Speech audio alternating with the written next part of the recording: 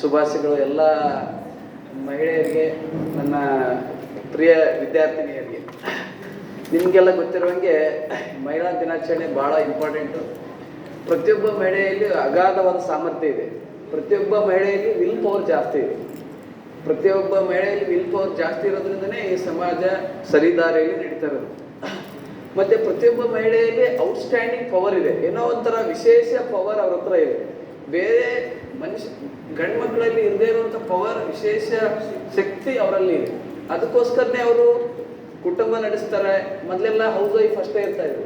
ಈಗ ಅವ್ರು ಎಂಪ್ಲಾಯ್ನೂ ಇದ್ದಾರೆ, ಬೇರೆ ಪ್ರೈವೇಟಲ್ಲಿ ಇದ್ದಾರೆ, ಗೌರ್ಮೆಂಟಲ್ಲಿ ಇದ್ದಾರೆ, ತಾವೇ ಎಂಟ್ರಪ್ರಿನರು ಸಹ ಇದ್ದಾರೆ. ಒಬ್ಬ ಹೌಸ್ ವೈಫು ಫ್ಯಾಮಿಲಿಯನ್ನು ನಡೆಸೋದು ದೊಡ್ಡ ಮಾತಲ್ಲ. ಆದರೆ ವರ್ಕಿಂಗ್ ವುಮೆನ್ ಫ್ಯಾಮಿಲಿ ಜೊತೆಗೇನೆ ತನ್ನ ಜಾಬ್ ರೋಲನ್ನು ಮಾಡೋದು, ಬಿಸ್ನೆಸ್ಸನ್ನು ನಡೆಸೋದು ದೊಡ್ಡ ಶಕ್ತಿ. ಅದಕ್ಕೋಸ್ಕರ ಔಟ್ಸ್ಟ್ಯಾಂಡಿಂಗ್ ಪವರ್ ಇದೆ ಅವ್ರ ಹತ್ರ. ತದನಂತರ ಅವರು ಮಲ್ಟಿ ಟಾಸ್ಕಿಂಗ್ ಎಬಿಲಿಟಿ ಅವ್ರಿಗೆ ಜಾಸ್ತಿ ಇರುತ್ತೆ. ನೋಡ್ರಿ, ಯಾವುದೋ ಒಂದು ಹುಡುಗ ಯೂತ್ ಫೆಸ್ಟಿವಲ್ ಭಾಗವಹಿಸಿದ್ರೆ ಯೂತ್ ಫೆಸ್ಟಿವಲ್ನಾಗೆ ಜೋರ್ ಇರ್ತಾನೆ, ನಾವು ಸ್ಟಡಿದಾಗಿರಲ್ಲ. ಬಟ್ ಯೂತ್ ಫೆಸ್ಟಿವಲ್ ಭಾಗವಹಿಸಿರೋ ಹುಡುಗಿ ಓದ್ತಾನೆ ಇರ್ತಾಳೆ, ಯೂತ್ ಫೆಸ್ಟಿವಲ್ ಚೆನ್ನಾಗಿ ಪರ್ಫಾರ್ಮ್ ಮಾಡ್ತಾಳೆ. ಅದು ಬಿಕಾಸ್ ಆಫ್ ಮಲ್ಟಿ ಟಾಸ್ಕಿಂಗ್.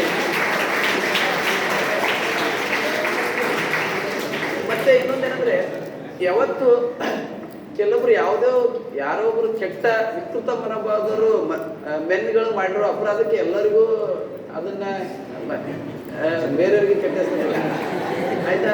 ಅದಕ್ಕೋಸ್ಕರ ಆದಷ್ಟು ಯಾವಾಗಲೂ ಎಲ್ಲ ಪೇರೆಂಟ್ಸ್ ಮಕ್ಕಳಿಗೆ ಒಳ್ಳೆಯದನ್ನೇ ಕಲಿಸೋದು. ನೋಡೋದ್ರಿ, ರೆಸ್ಪೆಕ್ಟ್ ಕೊಡ್ರಿ ಮಹಿಳೆಯರಿಗೆ ಅಂತ ಕಲಿಸೋದು.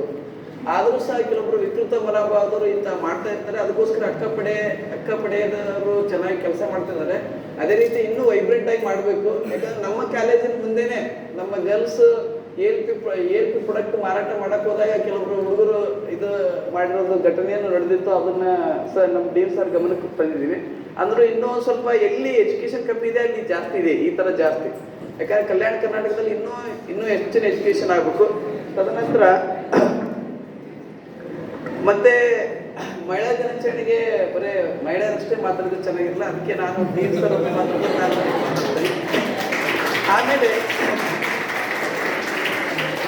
ನಿಮಗೆ ಗೊತ್ತಿರ್ಬೋದು, ಮನೆಯಲ್ಲಿ ಸೇಫ್ ಎನ್ವೈರನ್ಮೆಂಟ್ ಅಂತ ಕ್ರಿಯೇಟ್ ಮಾಡೋದೇ ಮಹಿಳೆಯರು. ಮನೆಯಲ್ಲಿ ಮನೆಯಾಗೆ ಇರಬೇಕು, ಖುಷಿಯಿಂದ ಇರ್ಬೇಕಂದ್ರೆ ಸೇಫ್ ಎನ್ವೈರನ್ಮೆಂಟ್ ಕ್ರಿಯೇಟ್ ಮಾಡೋದೇ ಮಹಿಳೆಯರು. ಅವ್ರು ಮಹಿಳೆಯರಿಲ್ಲ ಅಂದ್ರೆ ನೋಡ್ರಿ, ಯಾರ ಮನೆಯಲ್ಲಿ ಮಹಿಳೆಯರು ಇರ್ತಾರೆ ಅಲ್ಲಿ ಸಂಭ್ರಮ ಜಾಸ್ತಿ ಇರುತ್ತೆ, ಖುಷಿ ಜಾಸ್ತಿ ಇರುತ್ತೆ. ಖುಷಿ ಜಾಸ್ತಿ ಇದ್ರೆ ಆಯುಷ್ ಜಾಸ್ತಿ ಆಗುತ್ತೆ.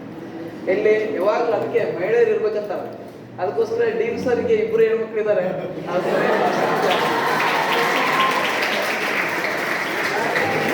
ಅದಕ್ಕೋಸ್ಕರ ಮಹಿಳೆಯರಲ್ಲಿ ಯಾವಾಗಲೂ they create safe environment for others. That is the power of women. They create safe environment.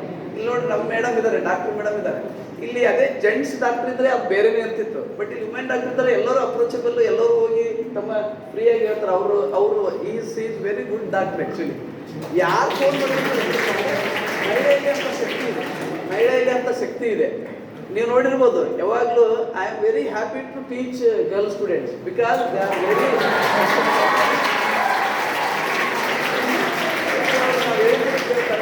ಮತ್ತೆ ಅವರು ಸ್ಟೂಡೆಂಟ್ಸ್ ಆಗಿರ್ತಾರೆ, ಜಾಸ್ತಿ ಸ್ಟೂಡೆಂಟ್ಸ್ ಆಗಿರ್ತಾರೆ. ಅದನ್ನು ನೀವೇನು ಸಿಟ್ಟಾಗ್ಬೇಡ್ರಿ, ಸ್ಟೂಡೆಂಟ್ಸ್ ಆಗಿರ್ತಾರೆ.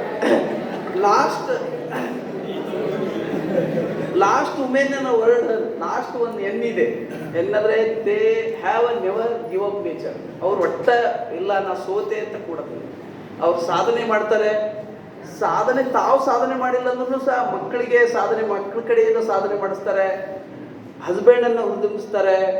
ಅದ್ರ ಜೊತೆಗೆ ತಾವು ಸಾಧನೆ ಮಾಡ್ತಾರೆ. ಇತ್ತೀಚೆಗೆ ದಿನಗಳಲ್ಲಿ ನಾನು ಕಂಡಂತೆ, ತಪ್ಪು ತಿಳ್ಕೊಬಿಡ್ರಿ ಯಾರು, ಯಾಕಂದ್ರೆ ನಾನು ಕಲ್ಯಾಣ ಕರ್ನಾಟಕ ಭಾಗದವನೇ. ಇನ್ನೂ ಸಹ ಕಲ್ಯಾಣ ಕರ್ನಾಟಕದಲ್ಲಿ ಮಹಿಳೆಯರ ಡಿಗ್ರಿ ಆದಮೇಲೆ ಮದುವೆ ಮಾಡೋದು ಭಾಳ ಕಾಮನ್ನು. ಬೇರೆ ಕಡೆ MSc ಓದ್ತಿದ್ರೆ ಬೇಡ ಅನ್ನೋದು ಇನ್ನೂ ಕಾಮನ್ ಇದೆ. ಇನ್ನೂ ಸಮಾನತೆ, ಇನ್ನೂ ಮಹಿಳೆಯರ ಬಗ್ಗೆ ಇನ್ನೂ ಸ್ವಲ್ಪ ಬ್ರಾಡ್ ಮೈಂಡೆಡ್ನೆಸ್ ಕಲ್ಯಾಣ ಕರ್ನಾಟಕದಲ್ಲಿ ಬರಬೇಕು ನನಗೆ ಅನಿಸಿದ ಪ್ರಕಾರ.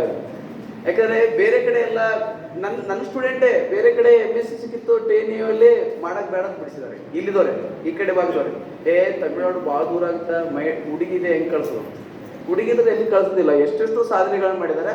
ಅದಕ್ಕೋಸ್ಕರ ಇಲ್ಲಿರೋ ಎಲ್ಲ ಜೆಂಟ್ಸ್ಗೆ ನಾನು ಹೇಳ್ತಾ ಇರೋದೇನೆಂದರೆ, ಮಹಿಳೆಯರು ಅವರಿಗೆ ನೀವು ಅವಕಾಶ ಕೊಟ್ಟರೆ ಹುಡುಗರಿಗಿಂತ ಸಿಕ್ಕಾಪಟ್ಟೆ ಸಾಧನೆ ಮಾಡ್ತಾರಂತ ಹೇಳ್ತಾ ನಾನು ಇವತ್ತಿನ ದಿನ ಎಲ್ಲ ಮಹಿಳೆಯರಿಗೆ ಇನ್ನೊಮ್ಮೆ ನಮಸ್ಕರಿಸ್ತಾ ಎಲ್ಲರಿಗೂ ಮಹಿಳಾ ದಿನಾಚರಣೆ ಶುಭಾಶಯಗಳನ್ನು ಹೇಳ್ತಾ ಜೈ